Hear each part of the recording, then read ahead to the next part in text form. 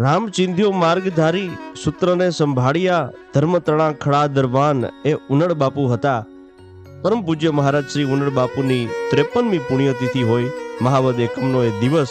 તો આવો એમના ચરણોમાં શબ્દાંજલિ આપણે અર્પણ કરીએ કે જ્ઞાનનો ભંડાર પૂર્ણ એ ઉનડ બાપુ હતા. રામકથાના અજોડ વક્તા એ ઉનડ બાપુ હતા.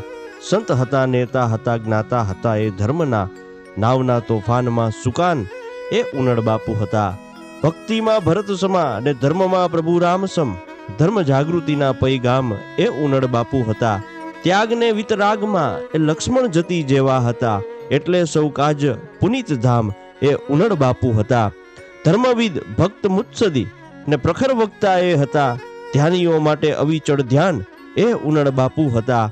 નામને રોશન કરી વિહળનાથનું ધર્માચરણ વડે નવખંડમાં જેણે ગજાવ્યો ધર્મનાદ એ ઉનડ બાપુ હતા. અને જે ઉનડા નાથ તેજથી ગયો અંધકાર આ અવની વિશે, મૂલ્યવંતુ રત્ન ધર્મનું અજોડ એ ઉનડ બાપુ હતા. અને પંચાળ ગાદી પીરમાં પૂર્ણ પ્રતાપી એ હતા.